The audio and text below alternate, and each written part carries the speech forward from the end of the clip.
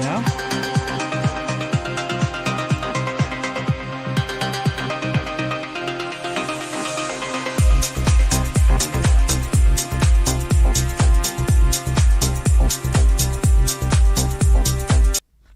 Was that, can you hear that music?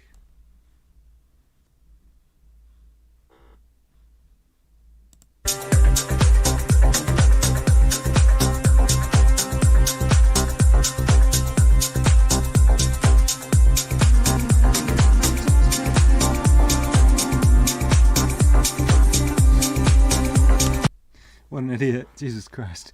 Alright, well, I'm glad we didn't start listening to anyone else's music then. What a dick. Alright, so I was just showing you my new EP. You guys just got a little silent movie preview of it. Yeah, anyway.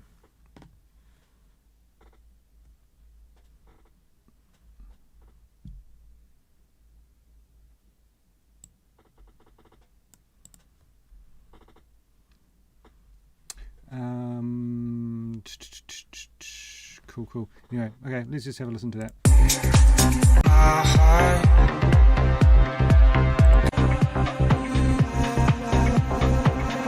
is it too late now when there's darkness in my heart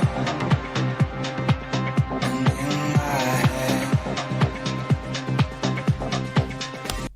Anyway, I'm going to do a walkthrough of that track and show you how I made it. It's got some cool techniques in there with like all the vocal glitches and stuff, so should be kind of interesting, hopefully. Anyway, let's get into Ableton.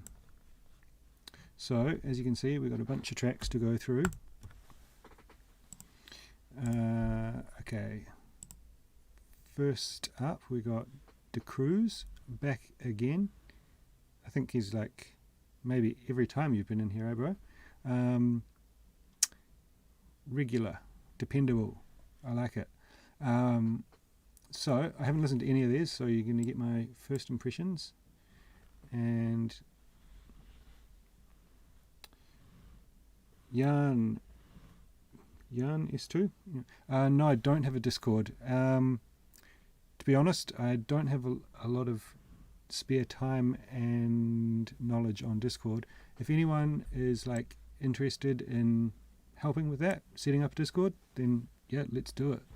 But at the moment I don't. So yeah, drop me an email, let me know, or drop me a message on IG and let me know if you're some kind of Discord expert and want to get involved in that. So yeah, we can do it. Anyway, let's have a listen through this track.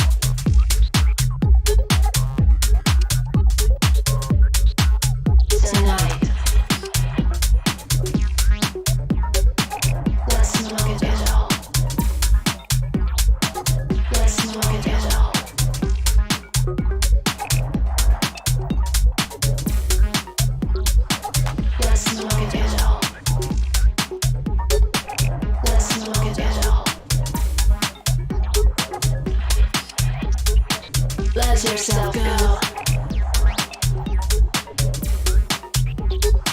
I don't take drugs, but the drugs take me.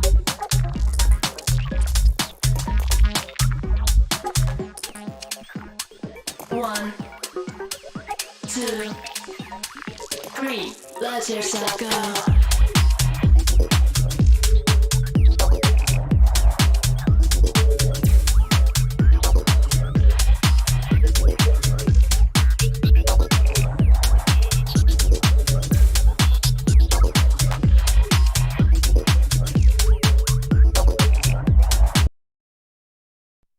Alright, so what are we thinking?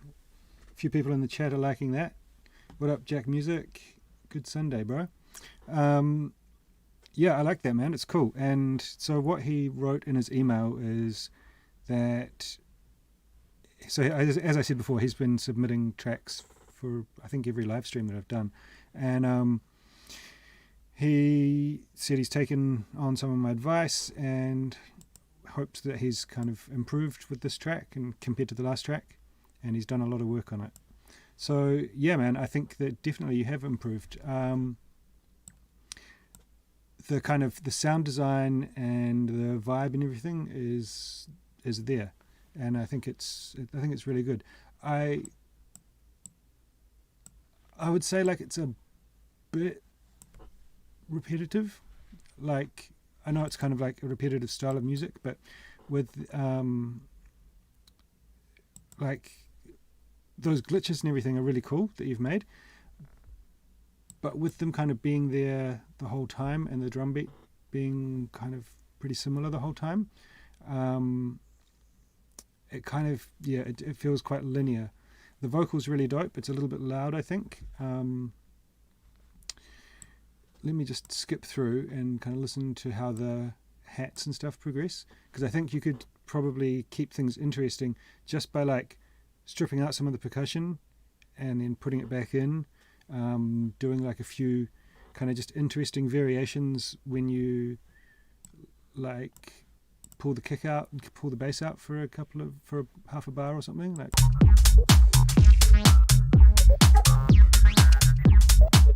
I'm so glad.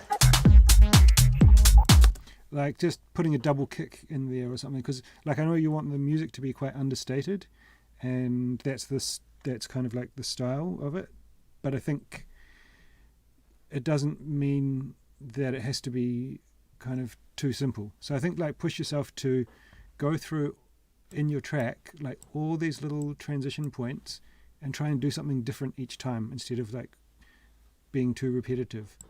And that's kind of like, I think it's those like small little edits that really help to push this type of music to the next level. Listen to like Archie Hamilton's tracks, like they've got a kind of similar vibe to this, but there's always something going on. There's always things moving. There's like always new elements coming in and other elements going out. And I think so like one of the biggest things you can do to create tension and release in your track is have points of like contrast. So like in one section you pull out everything and just have like the kick and the bass going and then the vocal, and then you have like a little half a bar break and the vocal drops out and everything else comes back in. So just kind of interesting things like that to keep people guessing and keep things changing up. I don't think you need more elements at all. I think you've got everything that you need in the track there. It's just a matter of like working them in like an interesting way. So let me just have a listen through quickly.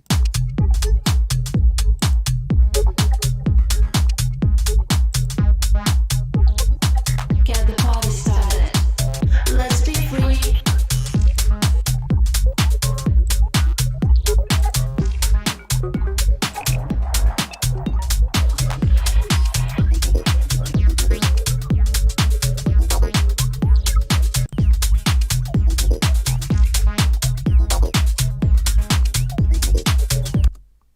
Yeah, I think like, and also with the synths, the same thing. Like they seem like they're not really being automated that much. So I would go ahead and try and kind of automate them, keep them moving, kind of transition them in and out with like filter and volume automation, that type of thing. But really good, really, and like you said, you were hoping that you improved, and you definitely did. I think it's dope, man.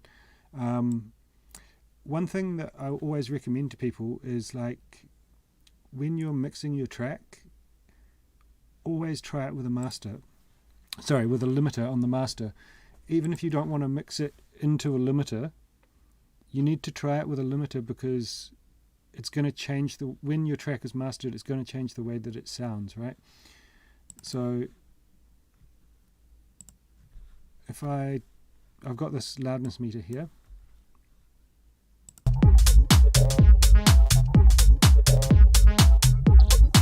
Get the party started. So that's like a pretty normal loudness for this type of music. It's not like pushing it like crazy.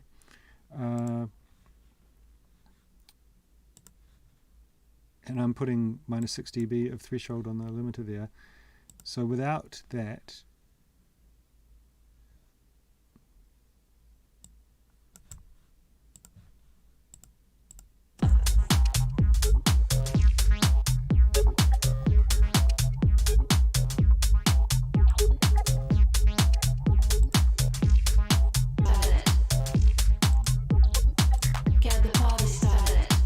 so the vocal and the glitches and stuff sound more in the mix, right? More like where you want them to sit. But the thing is, like, your track is going to get mastered at some point, so it's not going to sound like this. Which is because there's this rhetoric online where people say, like, oh, don't mix with a limiter and all this shit, and I totally disagree, because if you just ignore that, then you're not trying to, sorry, let me just think about the best way to say this. You're not being aware of how your track's going to sound in the end. You're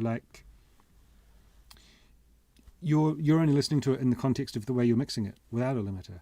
So you're kind of leaving it up to chance how it's really going to sound when it's mastered.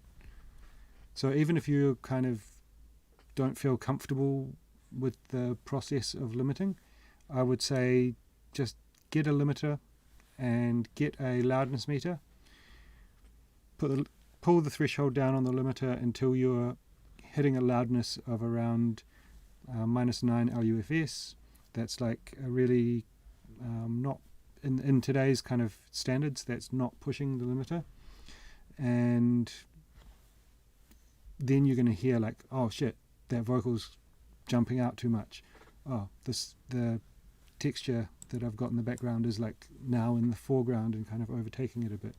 So I think it's just really important to check that. All right, good stuff, man. Good stuff. I really like the vibe of that, and the vocal's dope. Okay, Alex Smith, pad control. This one was mastered. I'm not sure if you did it yourself or if you used a service, like one of those like upload services, or you had someone master it, but it was like really loud. I think it was like minus 7 LUFS. Just, I think that's maybe pushing it a bit too far, but that's just my opinion. Anyway, so I think I've got nothing on this, and I've actually turned the file down by 1 dB to get it to a similar loudness as the other tracks we're listening to.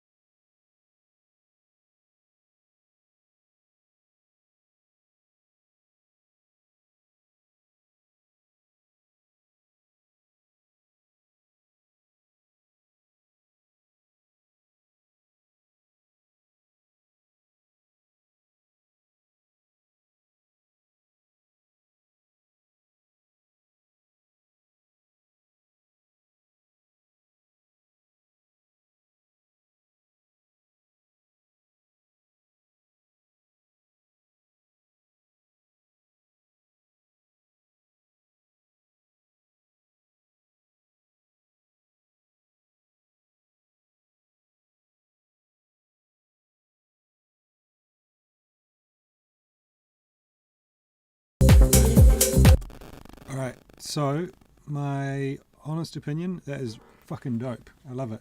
Alex Smith, big fan now. So, in terms of like critique, what the fuck is that? Jesus Christ. Someone in my studio building is like making awful trancey techno something, I don't know. Well, kind of like 90s rave. Hope you guys, for your own sake, can't hear that. But anyway, getting off topic. Really dope, man. I love it. Love the vibe. The one thing that's kind of bugged me a little bit is that because the mastering is so heavy, like I think if I put this back on, hang on 1 second, I've got to see if I can shut the door or something.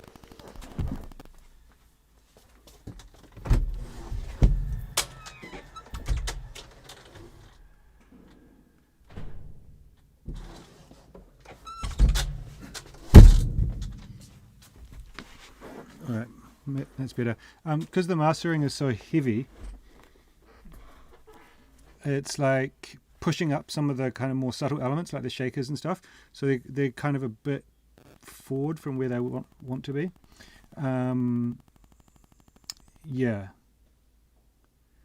Jack Music asked, do I have my mobile phone next to me? I do. I've also got a screen down here, which is what I'm looking at a bunch of the time to check other emails and track submissions and stuff like that, and look at what if anyone's asked me like specific questions that they want answered about their track. So yeah, I would say like ease back a bit on the mastering and the because what happens when you really slam the master to, where is this sitting at?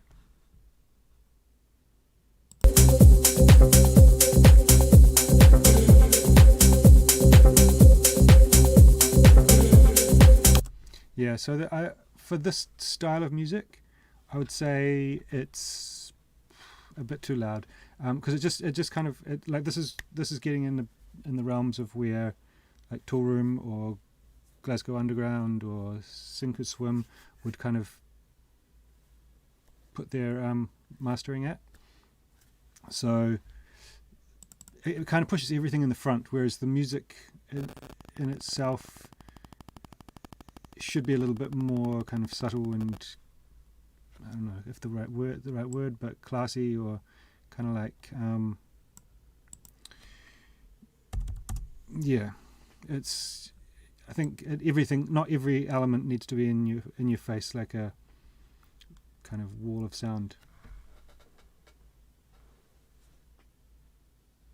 The only other thing that I thought is like the way that you've brought elements in and out is really good, and it helps the track flow really well. Everything kind of feels like it should be there, and it helps the energy transition up and down throughout the track. I really liked this part here where you kind of switched up the drums and took some things out. It really helped to kind of bring the energy down a little bit in preparation for the break, but it didn't feel like there was a lot of automation happening on elements. Like they kind of came in and came out, but in general they seemed a bit static. It was, I mean, I'm really like looking for things to critique, but that would be my, you could probably work some of the elements a bit more. I really liked how there was like a few little plucks and stuff that happened like just before the transitions, I think here.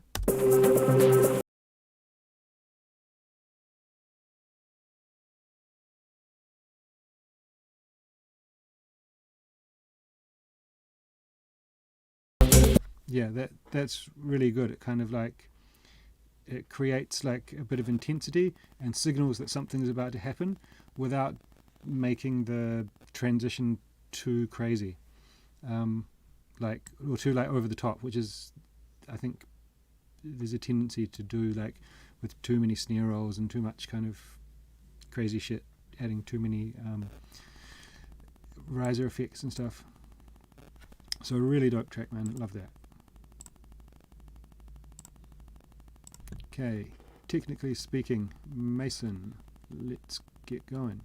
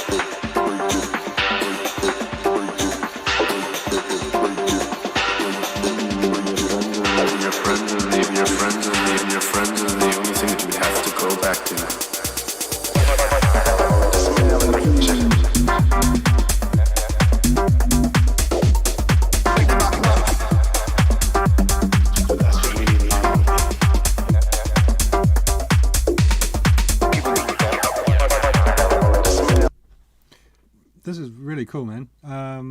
Technically speaking, okay, let me just check if they... I think it's two guys, right?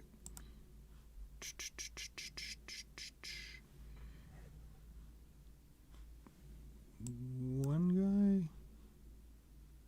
Two guys. Christian. Okay, I've just been trying to get hold of you on Patreon. From Toronto. Alright, so this I think is super dope. The mix is kind of letting it down, so you'll see while I was listening there I kind of pumped up the kick, or pumped up the subs. Like you can see in the waveform here, if I zoom in, like this is the kick and this is the open hat. So like it's just it's not the low end isn't there. Like your kick, whatever it's like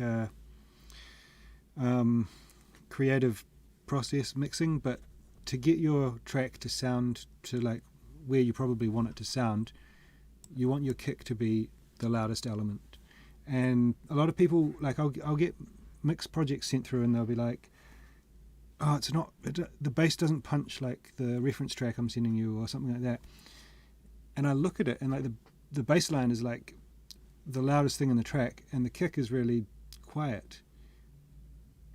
And that creates this kind of lack of bass that people feel in their tracks. Like you want your kick to be like the boldest, strongest element in the track, and then your bass line should be like, generally, depends on the track or the style or whatever, but generally your bass line should be a bit quieter than that, like I would say about 5 dBs quieter. Then you want your clap to be kind of like not too loud. Like one thing that a lot of people do is add too much volume on their clap because it sounds cool when they're writing it. I do it myself. I know when I go to mix my own tracks, one of the first things I do is to pull down the clap because it's going to be way too loud. It's just, I don't know, I think it's like one of those things when you're listening to a track that has been mastered and that you play, you're like, man, the clap just hits so hard, so you turn yours up in volume. But when that mastering comes and then you play it in a club, and it just sounds like piercing in the club. Like I've had that test, like road testing my own tracks before, and I used to have it every time pretty much. So I think that's something to look out for. But yeah, just like nailing the kind of basics of the balance of the mix is going to bring your track so much further towards where you want to get it. I've got a couple of videos on my channel, one about balancing kick and bass and one about how to balance the rest of your mix, and it's like really simple, practical, easy to implement stuff. It's not like the dark art of mixing record. It's like just simple stuff that can take your track from like here to here in terms of like once you've got everything kind of balancing it a bit, you can really start to then analyze, does it need anything else? So this is like really dope. It was interesting the whole way. It had like cool elements in it. I think the vocal, the Smile in the Future vocal, I think has been used quite a lot. I would maybe search for something else, but that's just me. I mean, it's the plight of modern music that there's so many producers, there's so much access to all of the same stuff, so things inherently get used time and time again. I've put out stuff that has samples that someone else has put out as well and haven't known. So it's just, I think if you are aware that someone else has used the same sample, I would probably try and, especially if it was like a bigger track or something, or it's been used quite frequently, which I think this one has been used quite frequently. But it really fits with the vibe, so there's that. But yeah, I think just, man, get your mix in order, and this will be dope. This is like release ready. So that was kind of like a bit of a rant on mixing, but I think it's one of those things that I don't mean like that your mix has to sound perfect. It's just having the kind of like the real basic balance in place. It's just going to allow you to kind of listen to your track and compare it to other people's tracks in a much more realistic way. Because this, if I were to take this and mix it, I think it'd sound good, ready to release. But because of the flaws in the mix at the moment, it sounds cool, but not like release ready, if that makes sense. I hope so. Anyway, yeah, really good stuff, man, really good stuff, and the vibe is like 100% spot on there. So let's keep going.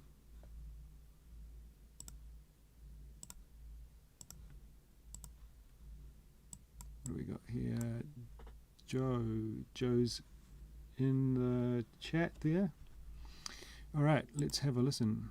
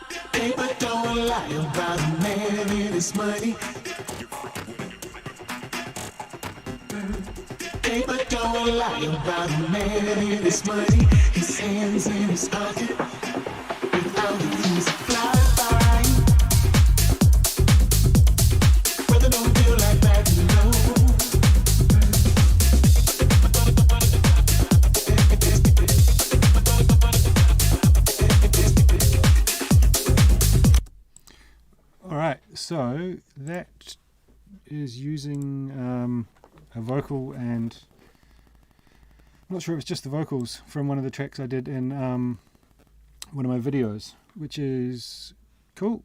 I mean, the vocal, I just got it off Loop Cloud, so you know it's open season on that if you want to use it. The one thing I will say, so this one specifically had a lot of people. Sorry, Joe, I'm going to get to your track in a minute, but a lot of people, this one in particular, wrote me and said that they wanted to release it, basically. In fact, one guy I talked with and he had even signed it to a label. Basically, he just took the project and added on an intro and outro and had signed it to a label. And like, it's kind of missing the point. Like, this kind of thing would only create problems for you. Like, even, let's just say, best case scenario, okay, this track, you did that, added on an intro and outro, sent it to Jamie Jones, and he was like, fuck yeah, I want to sign this on Hot Creations. You're like, oh my god, I'm going to sign a track on Hot Creations. And then, like, someone else could do the exact same thing, like, just, like, join up to my Patreon and do the exact same thing, because they've got access to the exact same content, right? Then, like, maybe Jamie Jones says, yeah, he's going to release your track on Hot Creations. And then 2 weeks before that, someone else releases it on another label. Like, then your release on Hot Creations is going to get cancelled. You're probably going to be blacklisted from them, you know, or maybe it comes out and maybe then there's some kind of scandal and someone like makes a video about how you made that track. You know, it's just like, I put those videos up there. I give the access to the projects so that people can go in and find out how they were made and kind of like see the sound design a bit better, or see the MIDI, see how it's put together. It's like, I'm not saying don't use any of that stuff.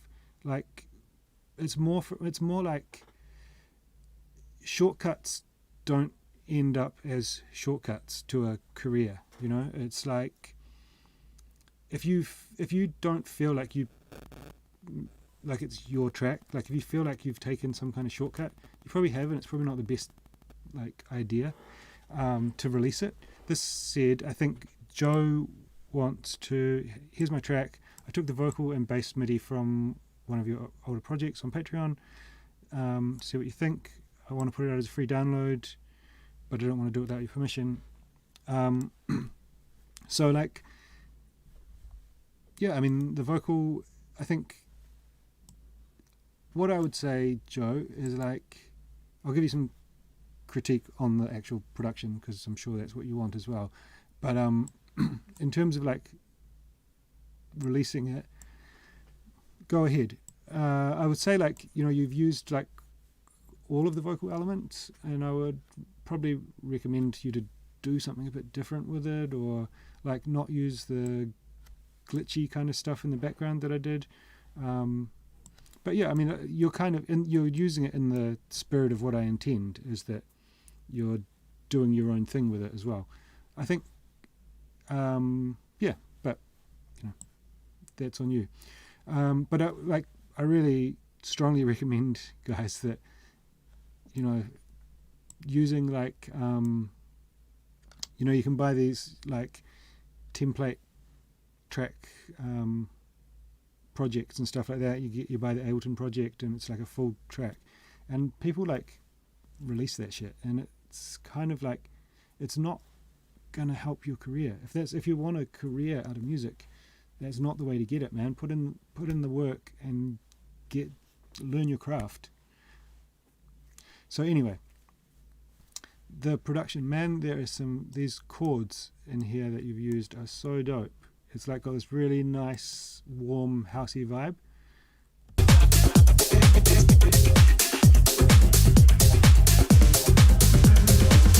It reminds me of like this kind of early 2000s kind of, I think back then we called it like West Coast house, but like Halo and Hippie,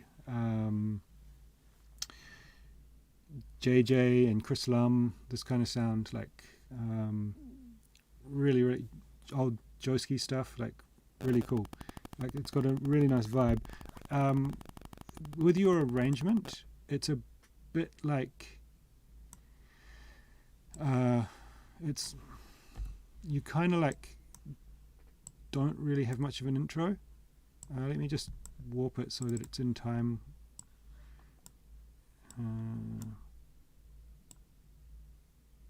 I can see. 128. Okay.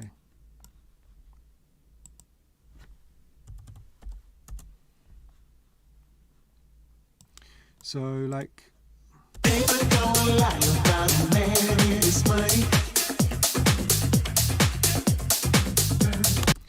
you've brought the vocal and stuff in here, and it's, I mean, I've said this on a bunch of these feedback streams, like excuse me, you really don't want to give away the game, man. You want to hold back the kind of as many elements of the track for as long as you can, especially up to here, because this is club music. It's intended to be played in a DJ set. So if someone's mixing your track in, it's not going to, the crowd is not going to hear it, or if it's in a podcast or something, the listener is not going to hear it until here. And you've already got like the vocal and stuff coming in, which is the kind of memorable hit element of the track. So I would say, like, where's the bass line coming?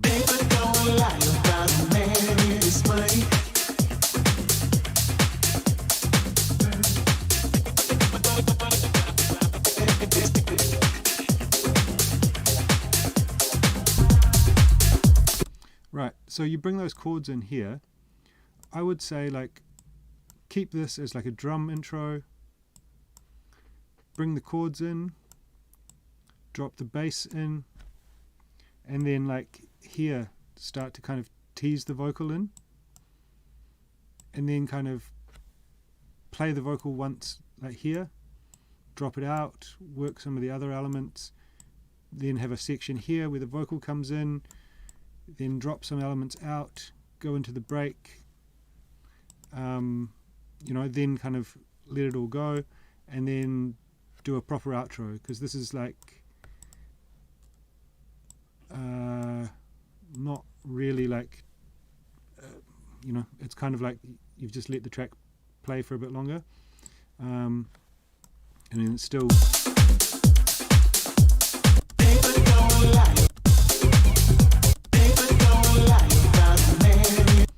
you know, kind of, I would, yeah, have it go to about 6 minutes and maybe make another little break here, just keep it interesting. So in terms of like, you want to put this out on SoundCloud, right, as a free download, which is cool, but I always like say to people, like, why are you doing that? Like, what's your motivation? Is it because, like, why not try and sign it to a label? Or, you know what I mean? And if you're going to do that, then if you're going to release it either way, like free download, send it to a label, put it on Bandcamp, you want to make it as good as you can, because it's like a calling card of you as an artist, right? So I would say, like, reference some other people, some tracks that you like, look at the arrangement, look at the way that they bring elements in, that they keep things interesting throughout the track. Because if you just bring in everything from the start, keep it all going all the way through, then people lose interest. You know, it becomes, and then you get into this cycle of feeling like you need to add more and more and more to the track. So I reckon you can, yeah, like, release it, but I would urge you to try and make it better before you release it. That's my advice. All right, moving on. Rant over. Okay. Dickie, my man. All right, nice one. Thanks for sending this through, bro. Let's take a listen.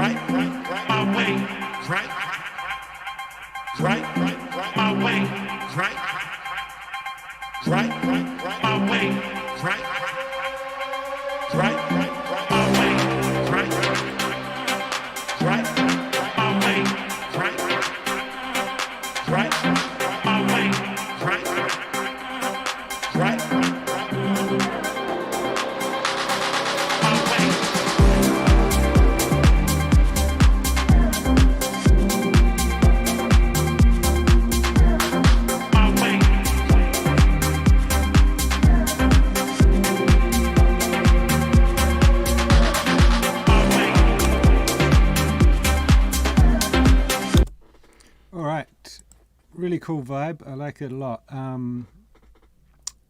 would say, like, I'm familiar with Dickie's production, and he sends me his stuff, which is cool to check out. I would say this one, like, I know the vibe he's going for, and anyone listening can probably tell he's quite influenced by Hot Since 82 and Knee Deep in Sound kind of vibes. And I think, like, knowing your production history, I think you're definitely heading in the right direction with, like, the sound design and the vibe. In fact, you've always been pretty good at getting the vibe right. I think this one just feels a little bit chaotic. Like, there's a lot of stuff going on, which kind of happens on top of each other. It's not quite as hooky as some of the other ones that you've sent me. Part of this could be to do with the mix. Like, a lot of the atmospheric kind of pads and stuff that you've got going on are cool, but they're quite loud and intense the whole time throughout the track. So I think to make them impactful, you want to have them, like, happen at the moments when they're needed to create, like, intensity, right? If they just start at the intro and happen the whole time, then they kind of lose their importance, they lose their wow factor. So, using them to transition, like before this little break or after this little break, that kind of thing, is really cool. Would be really cool. But then when they happen the whole way through, or using them in the break, so it's kind of like creates this big atmospheric thing, and then comes back to a more drier beat, less atmospheric. I think that kind of thing could be cool. The vocal was used quite heavily throughout, like maybe holding it back a bit, letting it play in some sections and keeping it out in some sections could kind of help it keep kind of progressing. One of the biggest problems I would see with the track in terms of, like, actual functionality, like working in a club, is the break. Like, having this kind of thing where all the drums come out for a minute and a half is, like, tempting because it creates, like, a intensity in the break. I get that, and I do this myself, but I've had feedback from labels and artists that I respect, and it's always been that, if I play this on the dance floor, people are gonna kind of lose interest, because you really want to be thinking about the way that people consume the music. It's in a club, right? And they want something to keep dancing to. So when this plays and the kick drum's out and all the hats are out, and what I do is I will, like, filter my kick drum, like filter the sub out, and you can filter it quite high, like filter it up to 250 hertz or something, so you've got, like, a little bit of bump going. It's more like a low percussion, and then you can kind of automate that filter and kind of bring the sub back in or bring it out further. Like, you can do things like filter out your your hats and percussion, and then kind of like have them there so and put reverb on them, wash them out so they're kind of quite far back in the background. I know that like that's a trick that Hotson's 82 does in some of his like older productions. So like in the break, it's kind of like, you know, everything's kind of rocking along, and then when the break happens, like the sub comes out of the kick and the hats and stuff get like a bit kind of washed out and a bit filtered, so they kind of feel like they go into the background, and then as the break builds up they kind of emerge more, and then when it drops back in they go back to like full brightness and full power. So that's like a really good way to create like this feeling that you're going for here, while still keeping still giving people something to dance to.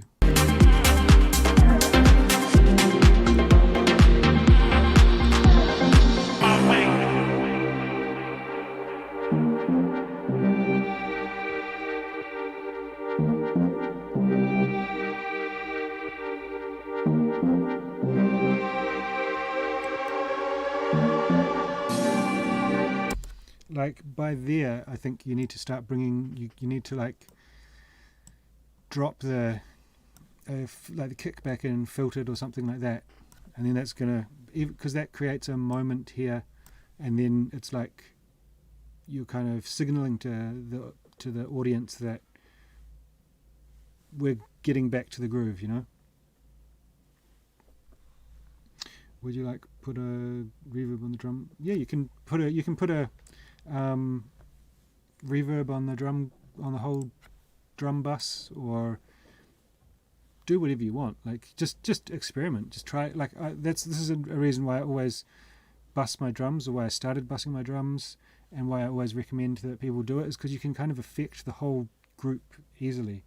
And that's why if you look at my template, I always have like things sectioned out, and that way I can like, instead of like, say I want to filter out all of the synths, I've got a group that is like all of the synths and melodic elements, so I can just filter that group. Whereas like the way I used to do it is like I'd have like a filter, I'd put a filter automation on like a piano or a pad or whatever, and then I wanted to do it with other elements, and I'd have to like copy that automation onto every track, and then you want to change the automation, so you have to go through every track. So I really recommend like grouping elements and then also bussing elements. So if you do that with your drums, you can do some crazy shit, you know. You can put like a reverb, put a filter, put a tremolo, put like effect like FabFilter Satin or something like that, something that's like a tape saturation plugin that kind of takes away a bunch of the highs, takes away a bunch of the lows, compresses it a bit more, turn the volume down, you know, just mess with it, make it sound cool, make it sound like weird, so that it, and then like take that away slowly, and then it kind of gives people that, oh right, it's coming back, and makes things seem larger than life, you know. But yeah, from like this kind of thing works really well with the right track.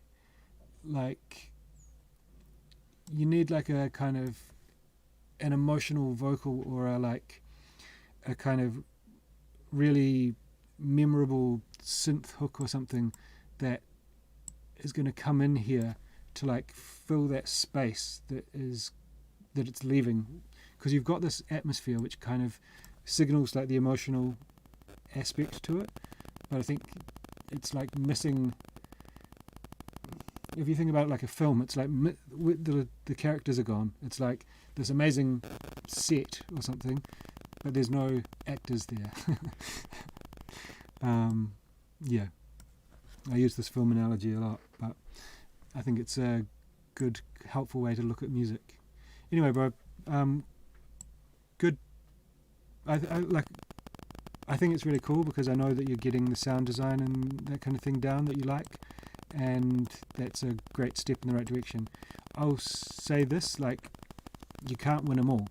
Like, I make a lot of tracks, and most of the tracks that I make don't get released but I like do them, I finish them off, I mix them, they're done. Then I put them in a folder, and sometimes I go back to that folder in a year or 2 years, and I'm like, hey, there's something in that, and then I rework it, or I send it to a label, and a year later or 2 years later, and they like it, and so it's like you don't have to. Not every track has to be your opus. You're not. Just make as many tracks as you can, and you're going to get good ones. How do you do your reverb, Stilby? For my drum bus, I always send them to a reverb. Yeah, I have like send and return tracks. I'm not sure. Yeah, in here I've got it. Yeah, so I've got a drum bus, I'll send my drum bus to this reverb. I've got this one called synth reverb, which is like it's basically where I'll put musical elements. It's more of like a hall type thing. The drum one is like a short plate. Then I've got this, which is like a just an Ableton preset, which is like a really big long. It's like 60 seconds, which I use for like build-ups and stuff. It's called Jackie Spray Effects because I copied it off a video with Jackie. I've got some delays and things. That's how I do my reverb. But what I'm suggesting, Joe, is that if you bus your drums, and you can chuck a filter on it, you can chuck a reverb on it, and just automate that reverb to be on the whole group in a certain position. Like, so just set the automation to on here, and then take it off in the rest of the track. All right, moving on. Ecstasy, Pacific Punch. All right, my bro from IG.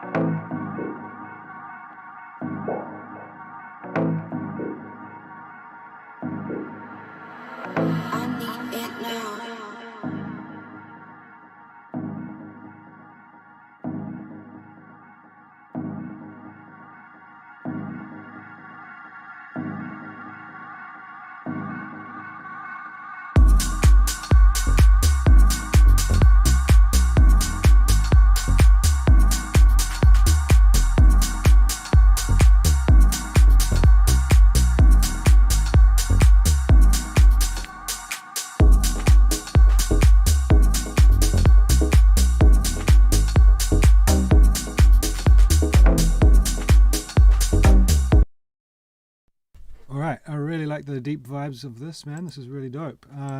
There's a couple of things in there which I felt could use some work, but in general the track is really nice. It's cool, it's understated. It's not like the mix is pretty good. There's just, I think I would say from the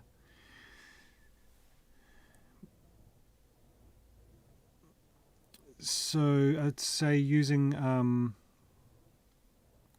sorry, I'm just reading the chat. So I think like there's just a couple of sound design things that I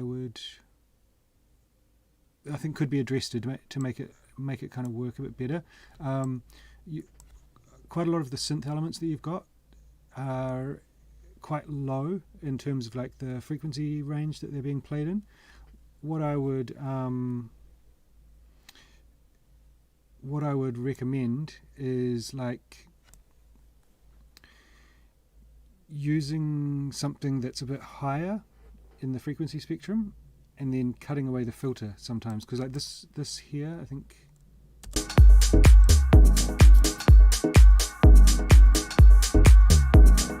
it's cool. It's like, I'm not sure if it's a percussion or a synth sound. It's quite crunchy, which is cool. But then where is it, like here?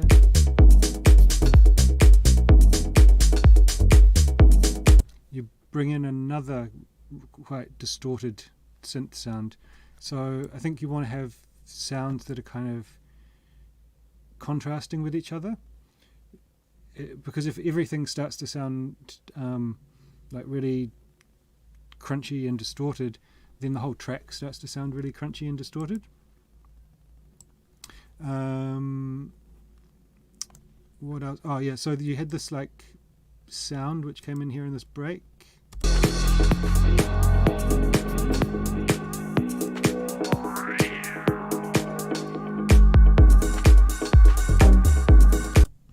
I think what you're trying to do with it is cool, but I just feel like the sound itself, the like sound selection, just feels quite out of place.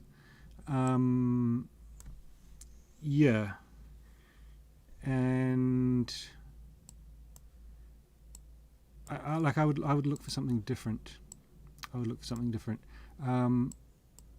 Because it just feels like, to me, when I was listening through it, kind of felt like it came out of nowhere. It was a bit of a shock. The next thing, so going into the break, it feels cool. I think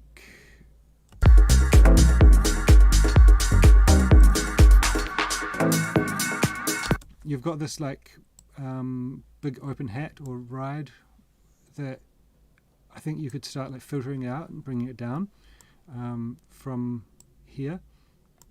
But then there's kind of like this, similar to like the feedback I was giving to Dickie before about his track. It kind of like you bring the energy down and then create this moment where people are just going to be kind of standing there, right? So I think you could do that.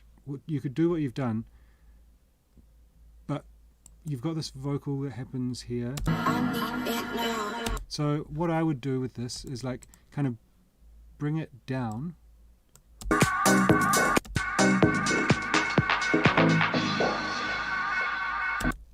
Have that happen. Then the I need it now here. Let's just try and see if I'll have to warp it.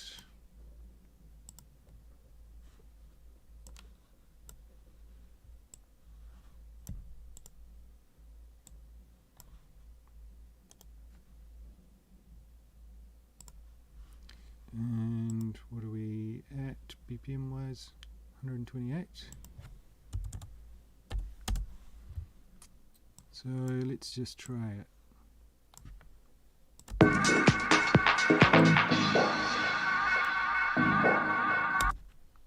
Okay. Something like that.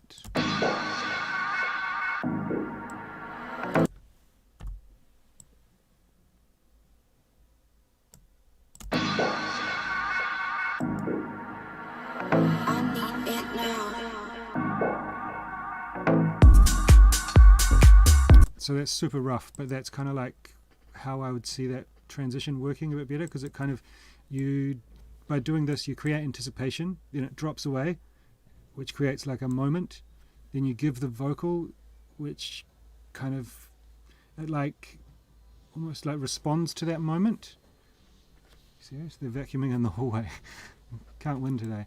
And then you drop back to the beat, which kind of completes the moment.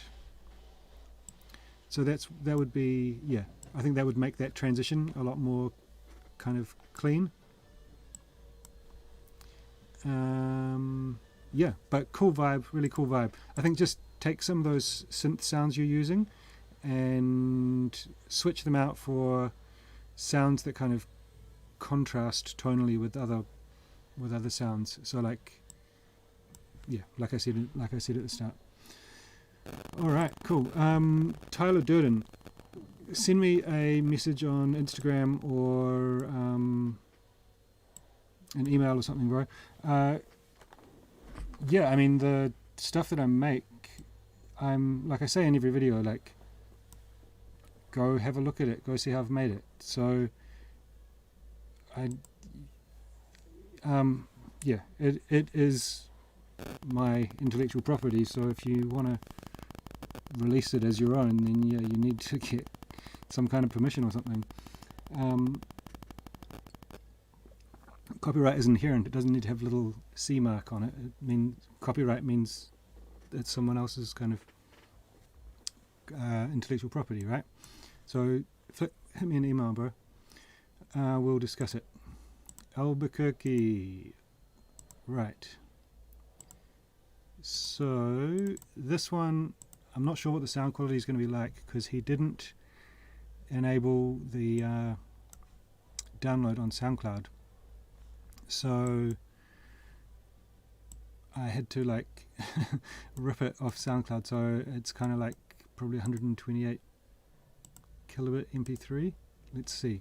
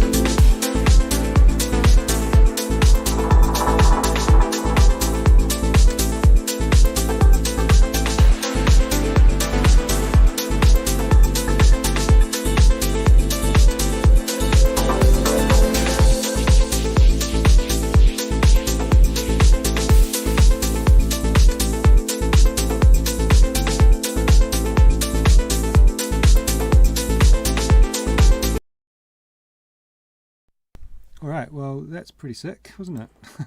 Really cool track, bro. Really like it. Obviously, he's going for like a kind of deep progressive vibe there. I don't know if you guys are familiar with Albuquerque, but he's a I think that, I mean, obviously that's how you say the name, right? Albuquerque.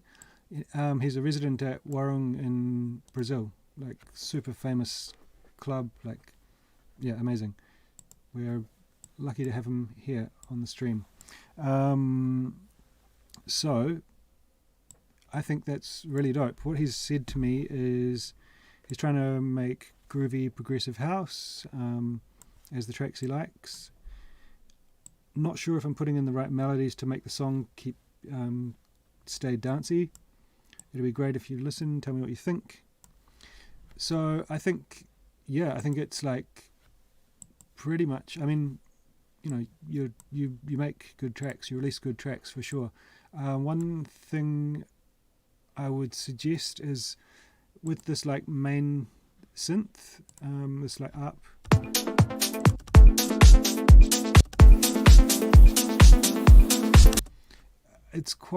it's there like all the time. Maybe like bring it in a bit lower, kind of filtering it up, kind of just get a bit of movement in it, because you can use like each of those elements to create transitions, like create tension and release, right? Just by increasing the volume, decreasing the volume, filtering, adding delay, adding reverb, that kind of thing.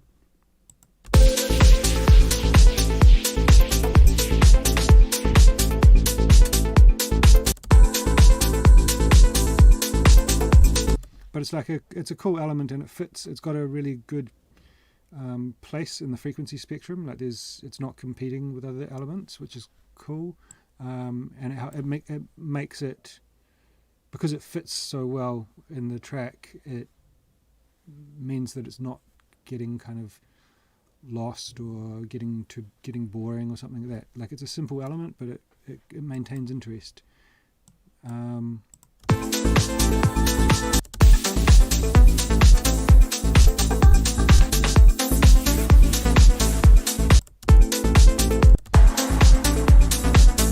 And then that's cool. You've got this like next element coming in, which is playing some of the same notes and kind of reinforces that first up, which is really cool. In order to keep it more dancey, I would say one thing you could do is like maybe not like layering the full bass, but like the bass that you've used, it sounds quite subby.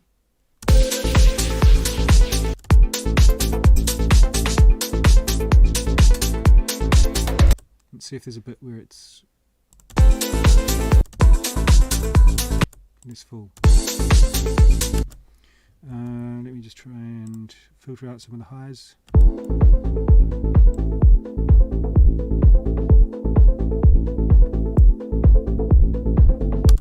Yeah, so I would say like something you could try is just to kind of get a layer, a kind of mid-bass layer that's a bit more aggressive sounding, and put it on top of that sub to emphasize some of the bass notes, like just to kind of, so it's basically you're using the same bass melody, but you're using this layer to kind of augment it and to emphasize some of the notes, which is just going to kind of give it another kind of layer of depth. It's something that I hear like Guy J do quite a lot, Alex Orion, this kind of thing. Yeah, I think that could help give it like another just another kind of a bit more texture in the bass. Too many bass notes at some point. One thing that I thought you did really well was like, so in a couple of tracks before I'd mentioned about taking too much stuff out at the break.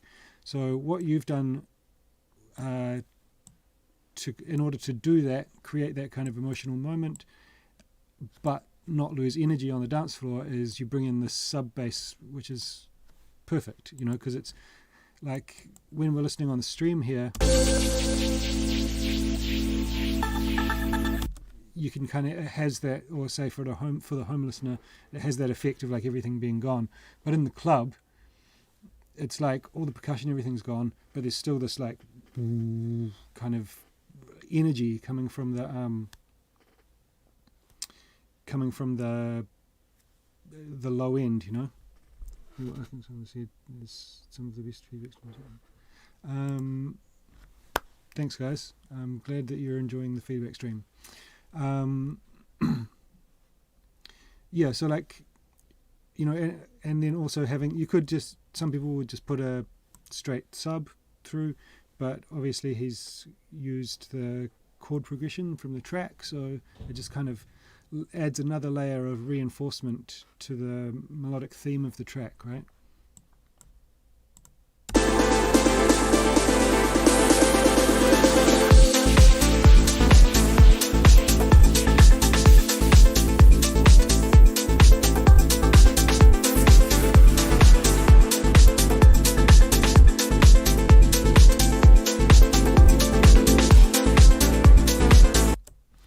Yeah, I would say also when these two elements are playing full, kind of full volume together, it's maybe a bit too much. Like they kind of need their own space, I feel like. Like maybe filtering down the ARP when this, I don't know, is it a brass sound is playing?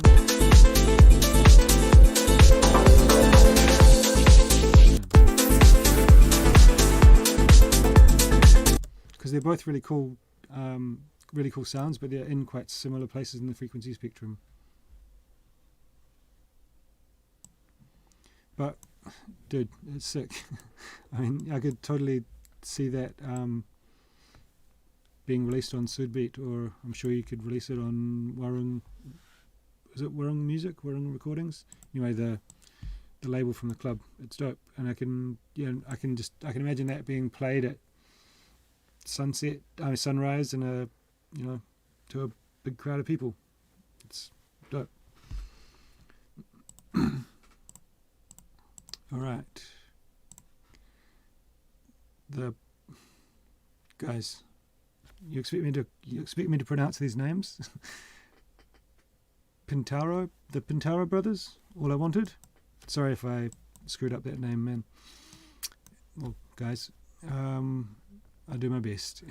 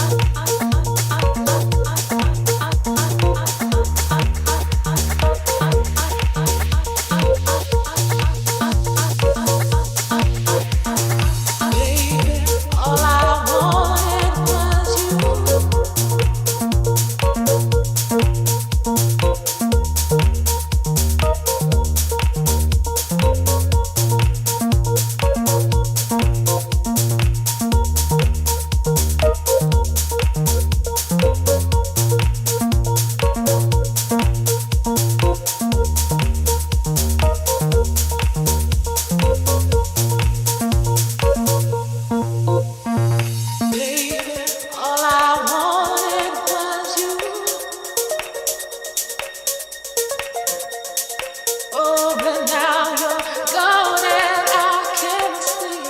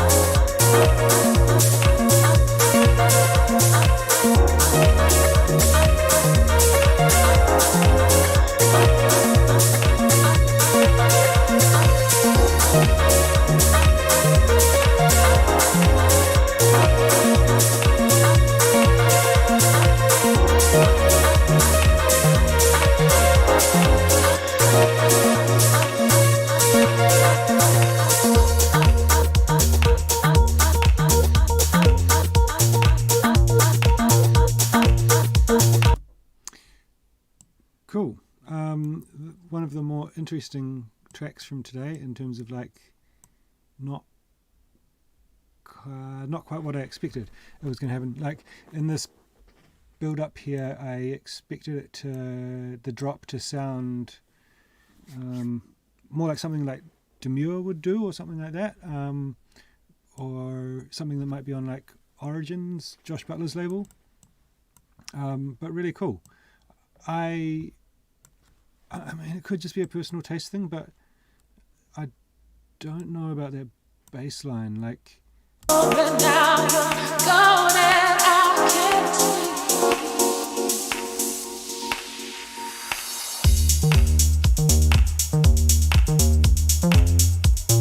it might just be that it wasn't what I was expecting to hear. But it kind of, yeah, I don't know. It could just be a personal taste thing. Like, I just prefer more kind of subdued. So like in terms of like less tonality in the bass, like having a more harsh filter cutoff. Let's see where the frequency is playing.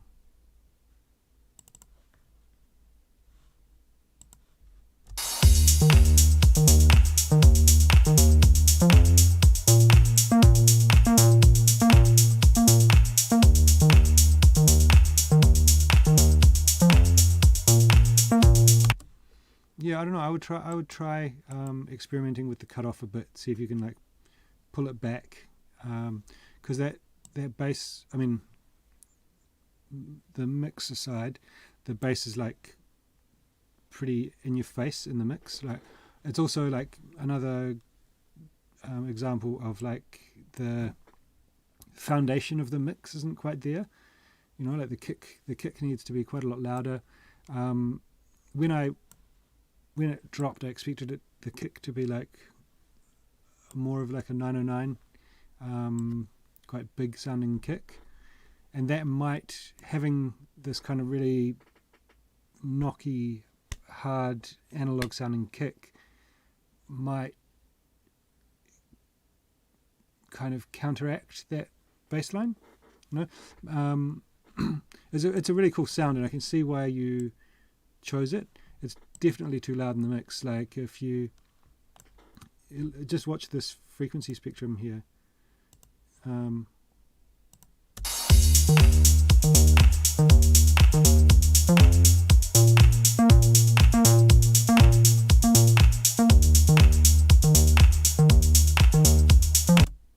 So like your kick is peaking around minus 15 dB, and your bass is peaking around -8, so it's like 7 dB. The bass is like 7 dBs louder, so, which is pretty crazy. It means that like the foundation of your track sounds quite weak. Let me just put this into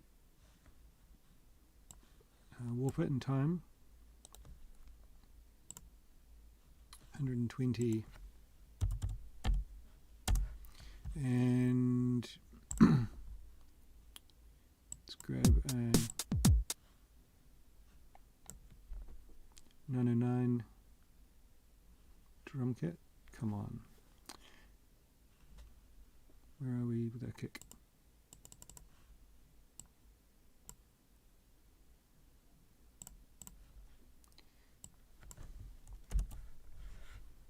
Where's the kick? Where's the kick? Kick.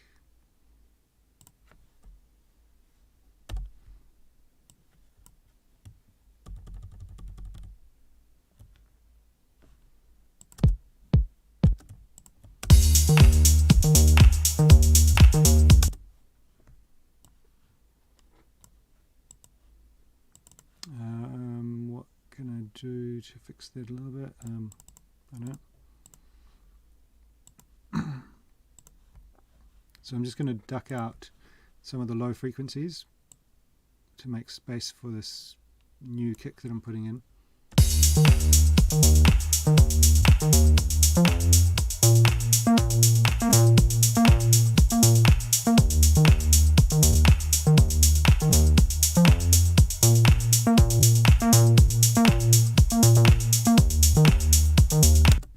Can you kind of see what I mean? Like it gives a bit more, it makes the track feel a bit more solid, and like instead of the bass just like pushing everything, it's like grooving in between the kicks, which creates more groove. It's like the like what's happening between those each beat is what creates the groove in the track, you know. Really cool. You've got some, I mean, you've done some really awesome sound design. It sounds a lot of the stuff sounds sampled, so maybe sample selection. I really like the vocal. It's really dope. Gives a lot of vibe, but there's so much vibe in this track.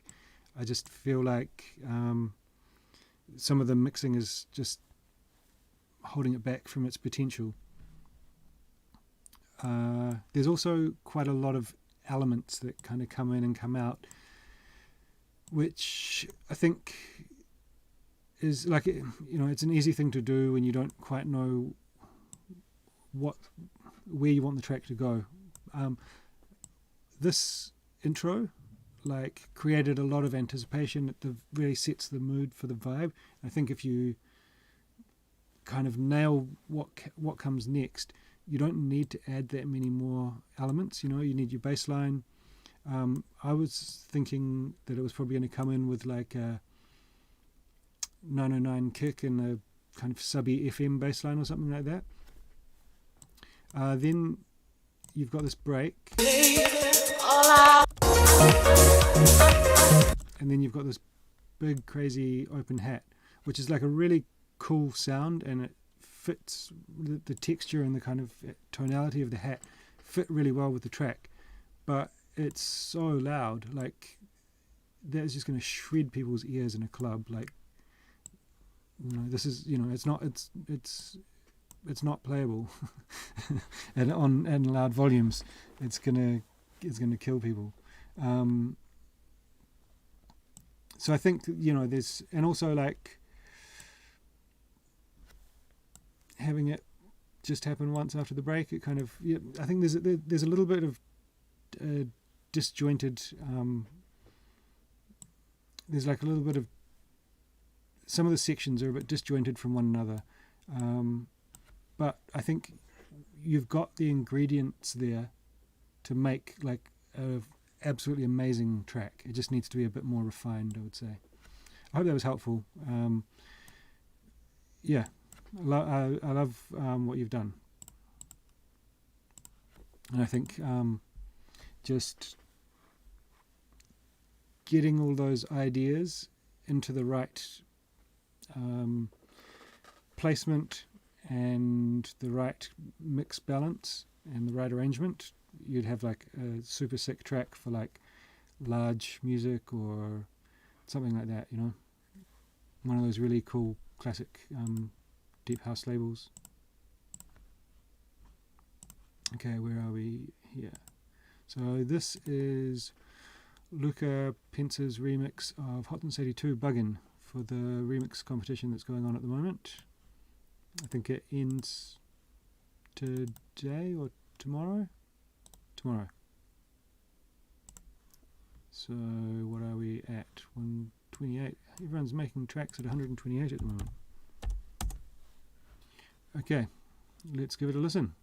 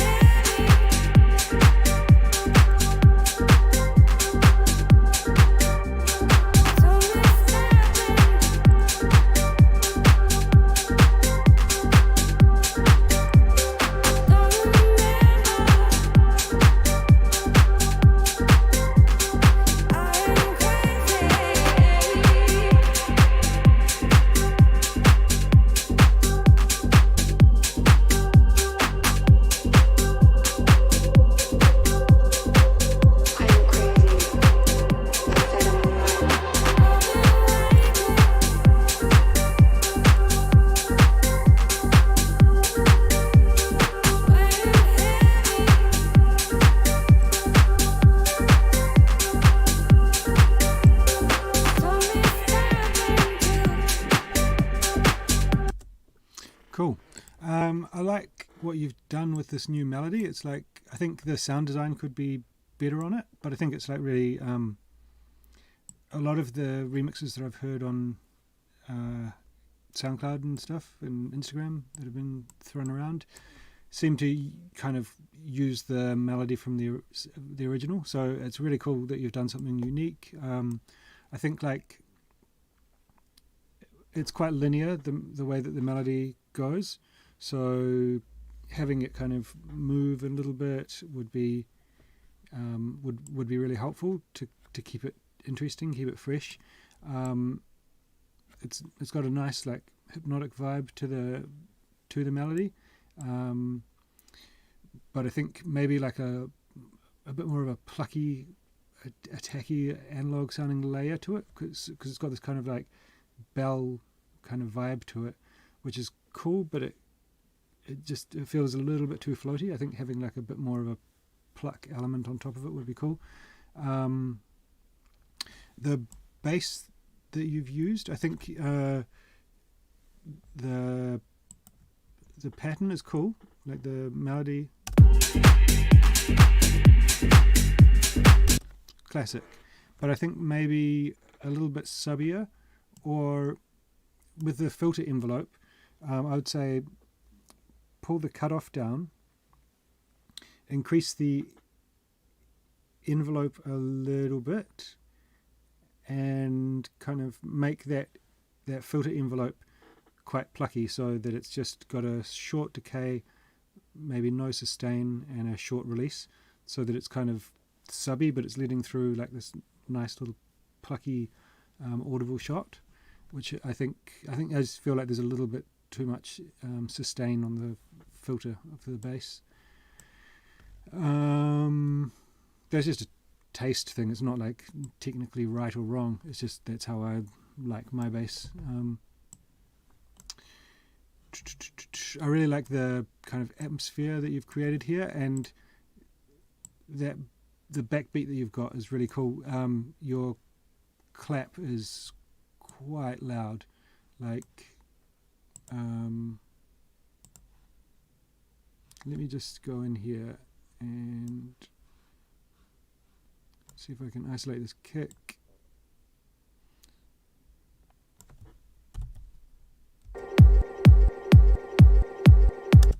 So let's get this loudness meter here. No, I know what I want.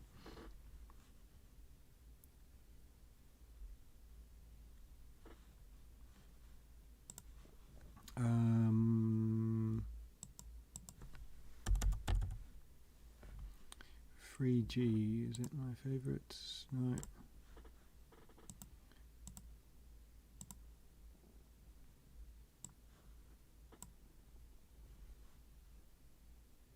Okay, so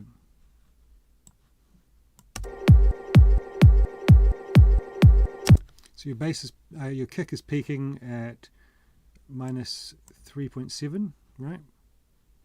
Now when you add the clap on top, let's get this bit here. I'll just have to take it with the hat.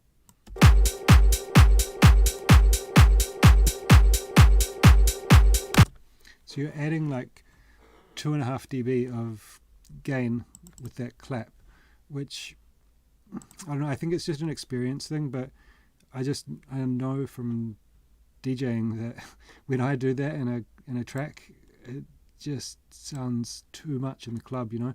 I can kind of look at this waveform and just go, right, the clap's too loud, and I know how that translates into the club. And it's a hard thing to get right without, because like I said earlier in the stream, like my tendency is to put the claps too loud. So you're not alone here. But yeah, that would just be my advice, is like always keep an eye on how loud that clap is, and reference. You know, listen to a track that you know the beat is just nailed down and sounds perfect in the club, then put that in and reference it, man. It's like bam, you know, then you're like A and B versus yours versus theirs, and you can go like, oh yeah, okay, my clap's too loud, whatever, you know. But also doing that with a limiter on your track is going to increase your perception of comparing it to a mastered track, right?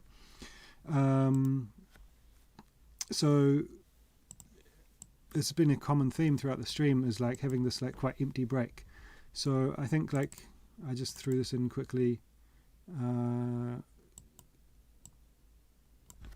So let's just put the sub here. This is probably going to be too high. Maybe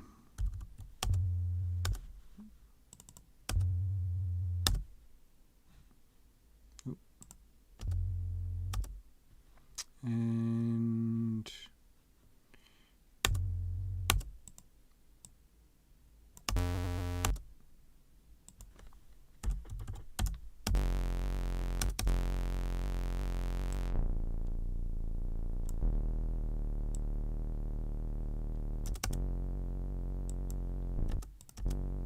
no, okay, I want that up here. God, that sounds weird.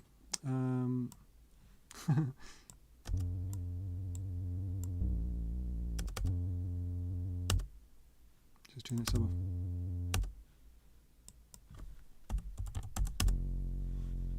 Okay.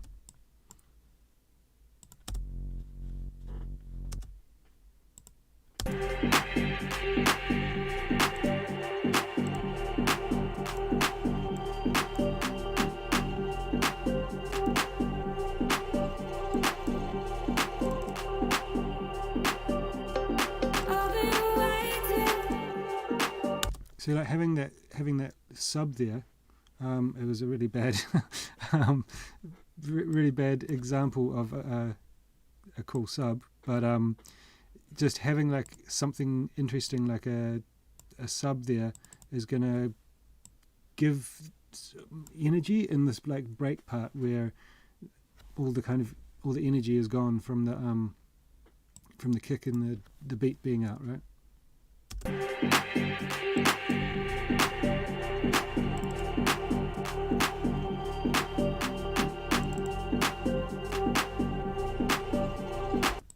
Maybe this is too low. But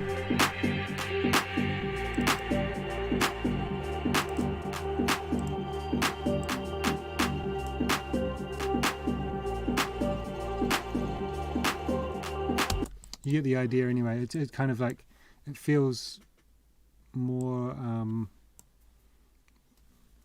it's giving back some energy that's taken away when the beat has disappeared, and it gives like a real sense of like power in the club. Okay, let's just forget that I ever did that because it sounded fucking terrible. Anyway, yeah, I think you get my point.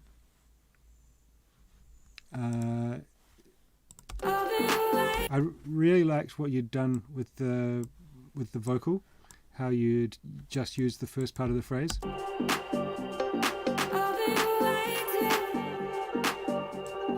It would be cool to have it like delay on a little bit more. I've been waiting, something like that. You know, like it just kind of creates a bit more atmosphere. And the easiest way to do that is to create a return. So I've got like these delays here. So you then just send it just on the word.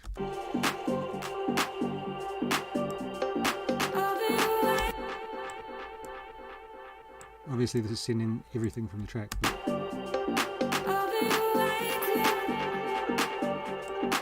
And you want to get the delay right, so that should be maybe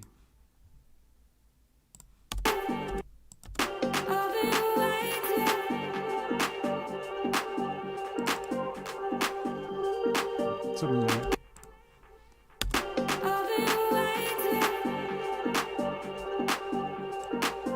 Yeah.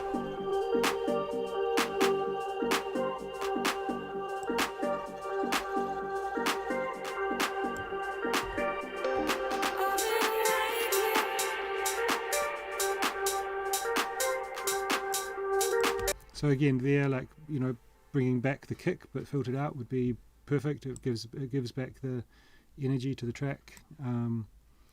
Like without that low end, that hat is going to be like really intense. It's I think you could bring it back like quieter, and then with the kick, and then build up to drop it back in here.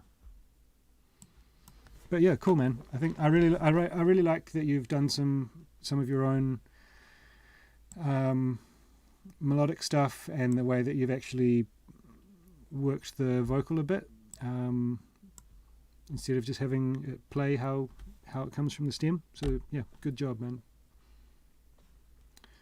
And yeah, just watch that clap. I really did like how it was atmospheric at the start, and then because the sounds that you've used for your backbeat are really solid. Like it sounds really good when this kind of drops in.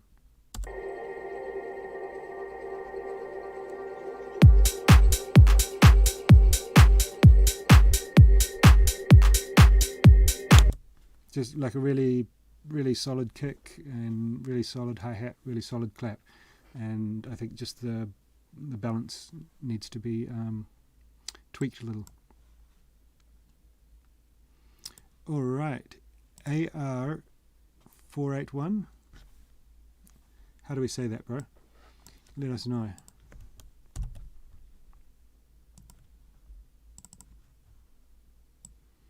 I don't know, I might have said this on stream before, but it's like, before I moved to Germany, like the reason I have my artist name Dilby is it's just like what my friends have called me since I was like, I don't know, 10 years old or something. It's like my nickname from high school or whatever, right?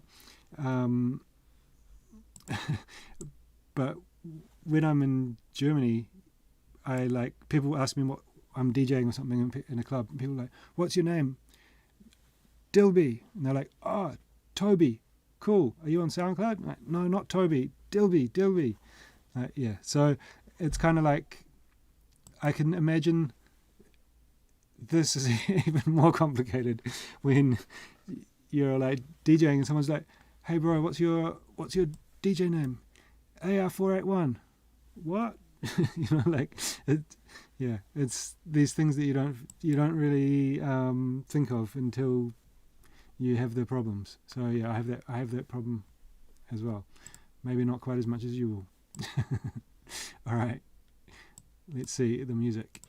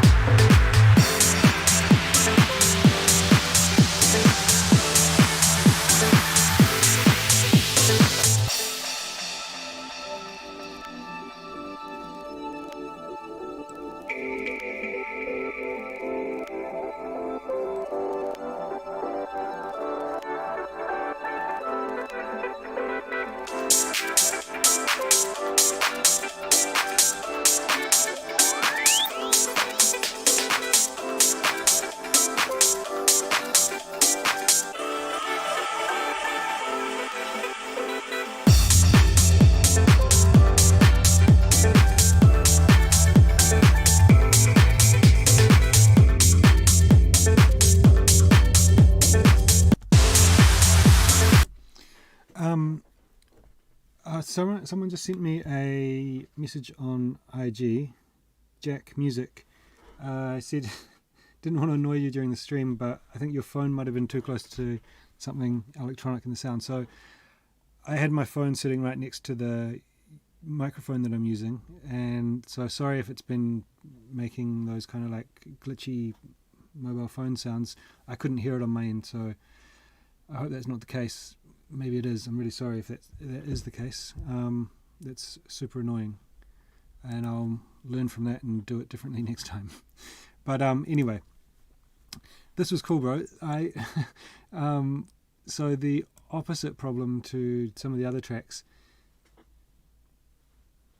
this is like so heavily limited. What are we peaking? I turned it down to kind of get it to a relative loudness to the other tracks we're listening to, but let's just play this.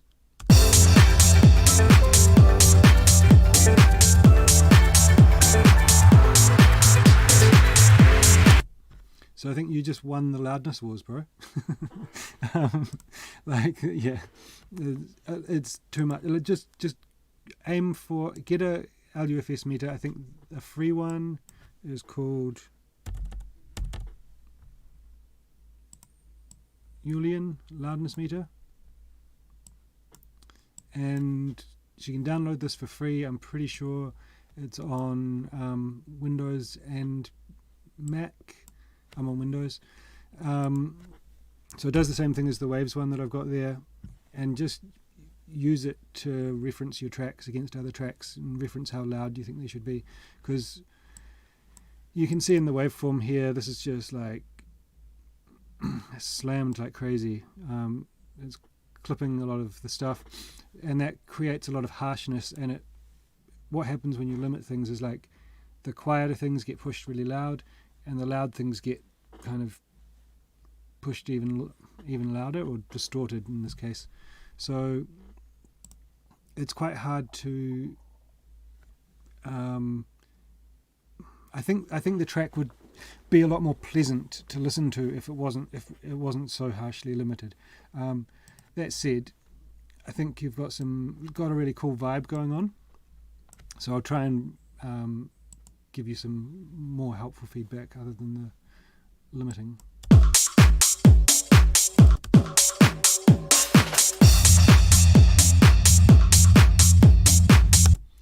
I think, again, it's hard to tell, but because of how limited it is.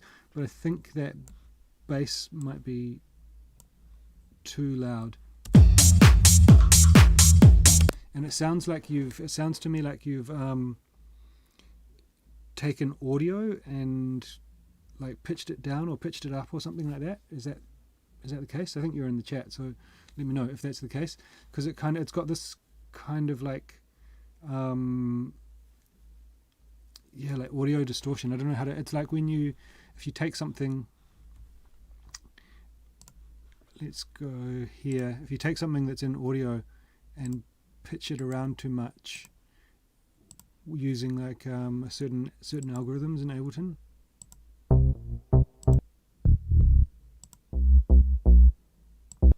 So let's just take this for example.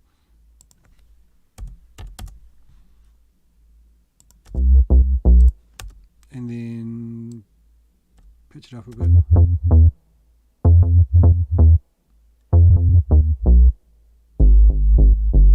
That's kind of what yeah, the bass line you've got kind of has that vibe, so I could be wrong, but it sounds like it's audio.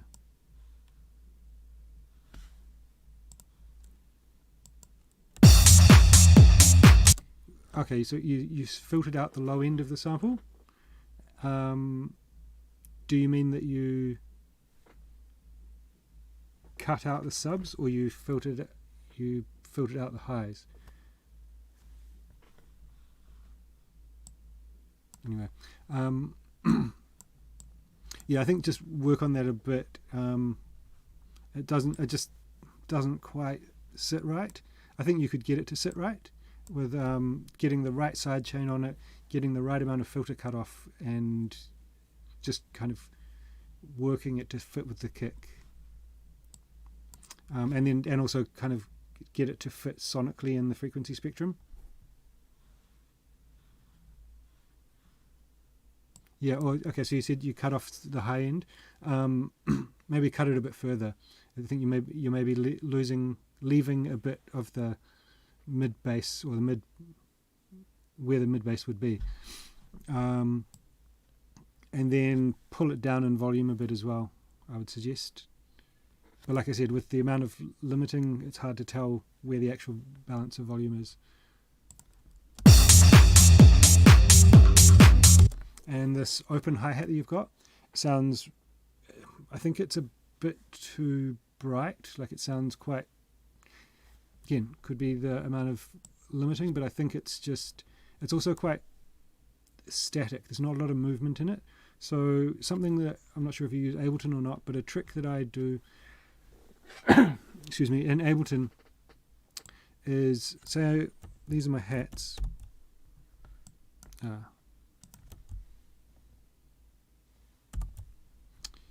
So I've got some hi-hats here.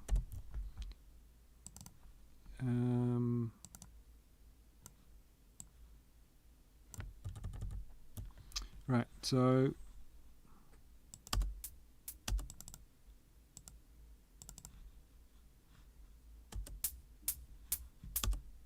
right.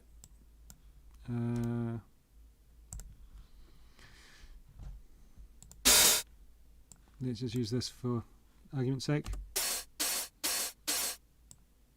Okay, so something that you can do is add a little bit of random pan, just like 4% or something. So it's like still centered, but it's moving around a little bit in the panorama. I'm just going to change that hi-hat because it's a horrible sound.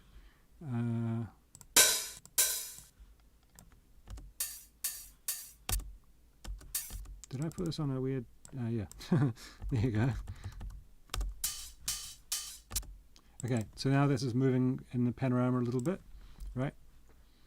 Now, another thing you can do is using the MIDI effects is use this velocity, add some random, and then bring that down to like 5 or something like that. In order for this to work, you need to have the velocity to volume turned on. I've got it at 80%. Still sounds whack, but anyway, you know, just doing that gives you some movement in the hat that's just going to happen automatically, so it's going to not be exactly the same every single time, right? So that's a cool way to just get a bit more movement in your hats. In an open hat, that's like, rather than being like just really dead in the center every time, it just little tweaks like that. If you do little things like that on all of the elements of your track, it starts to feel like it's a bit more organic and got a bit more movement in it.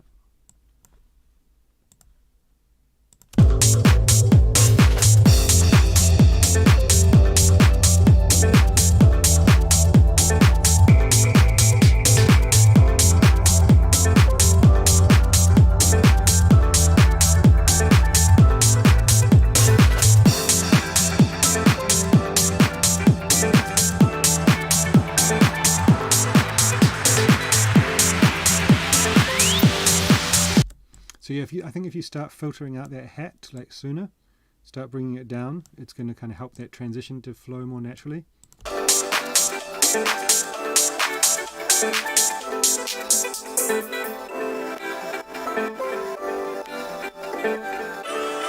So what I would do is have that, like halve that, so because it's cool to have that sample play, but you want to create that anticipation kind of moment and then bring it back. So I would probably drop it out to the sample and this vocal, something like this.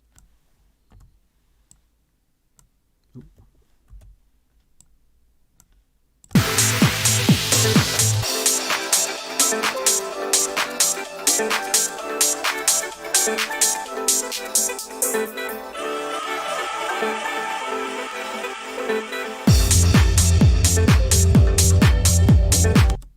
See how that kind of just feels a bit more like it doesn't leave you hanging for as long.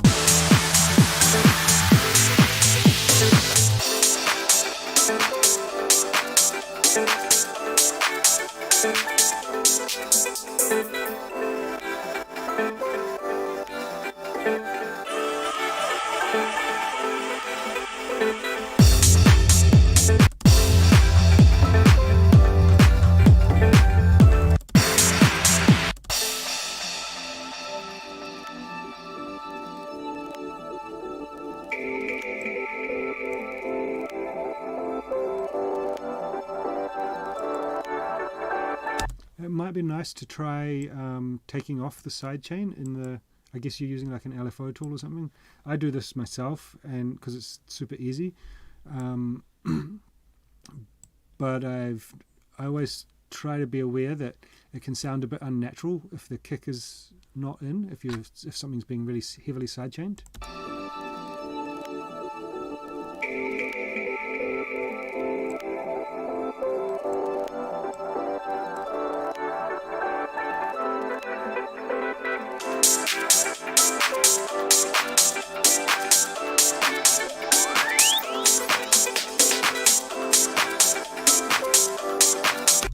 So again here I'd like a bit more low end, like a filtered kick or something like that. I think would really balance that. And obviously that hi-hat, as I said before, is just going to shred ears. But then at, you know, like a cool fill sample or something here. Like, let's see if I got any fill samples in this pack.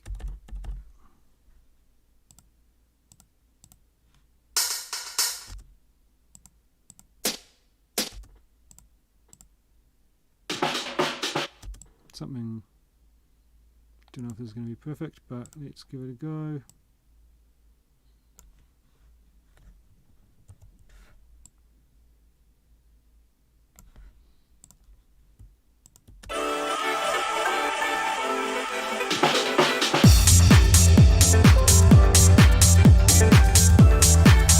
You know, something that's kind of like a sampled drum fill, I think would work really well there.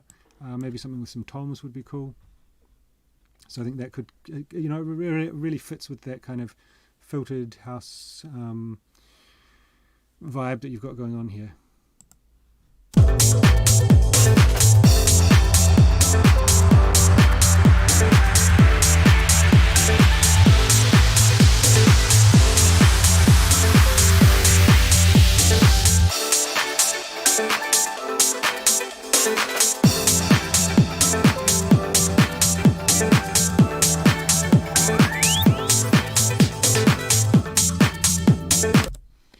I would also, I think your kick drum is maybe a bit too high.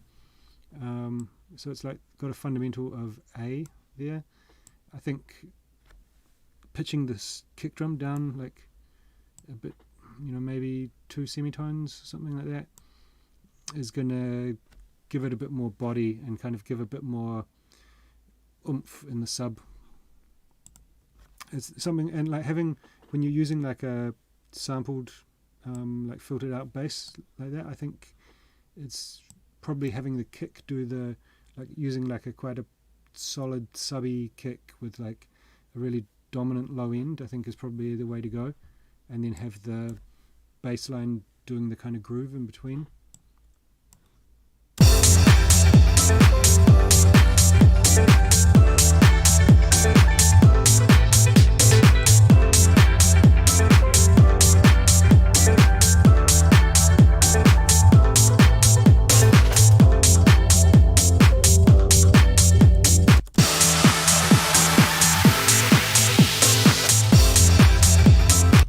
So again, with the, it's probably to do with the limiting, but the effects, sounds and stuff are all pretty in your face. So I would like just bring them down in volume and maybe EQ them a bit so that they sit a bit more in the background, take out some of the highs on those like white noise rises, because it's like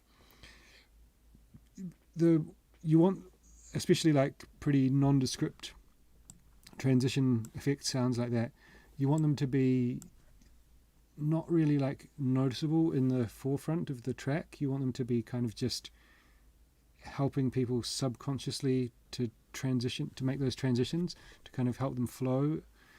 And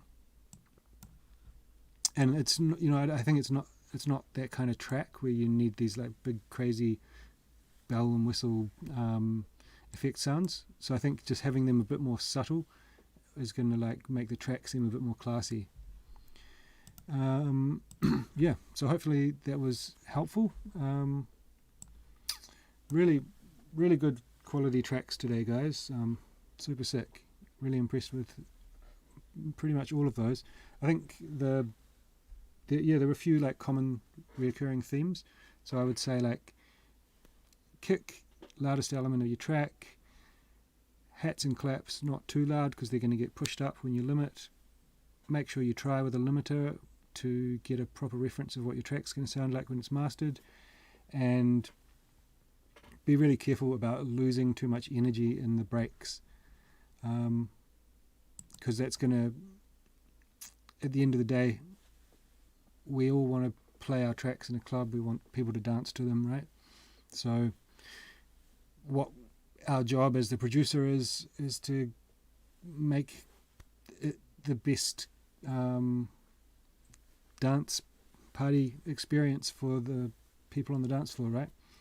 So we want to kind of anticipate how the transitions and the elements in our track are going to make them kind of feel on the dance floor. So if you're kind of thinking about the production process with that in mind, it makes like the decision making process a lot more simple because you're doing it with a purpose. Anyway, guys, I'm going to call it there. Thanks everyone who submitted. I know it's like